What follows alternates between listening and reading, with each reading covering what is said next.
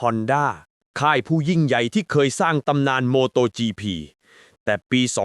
2025 กลับเป็นเหมือนฝันร้ายซ้ำแล้วซ้ำเล่า โจอันซาโกยอมรับตรงๆหลังโมเตกิว่าหลังอัปเกรดผมกลับรู้สึกแย่ลง จากที่หวังจะก้าวขึ้นสู่ท็อป 5 กลับกลายเป็นรถที่ยังดิ้นรนเพื่อเข้า Q2 ให้ได้ โจอันเมียแชมป์โลกเก่าก็ยังไม่สามารถดึงศักยภาพของ RC213V ออกมาได้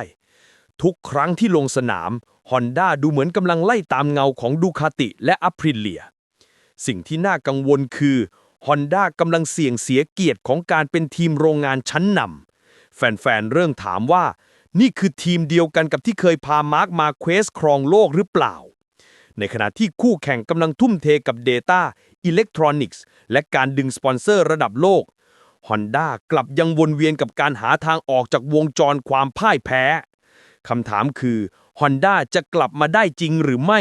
หรือว่านี่คือจุดเริ่มต้นของการตกจากบัลลังก์อย่างถาวรคุณคิดว่า Honda ยังมีโอกาสกลับมาเป็นแชมป์โลกอีกครั้งหรือไม่คอมเมนต์ไว้แล้วเจอกันคลิปหน้า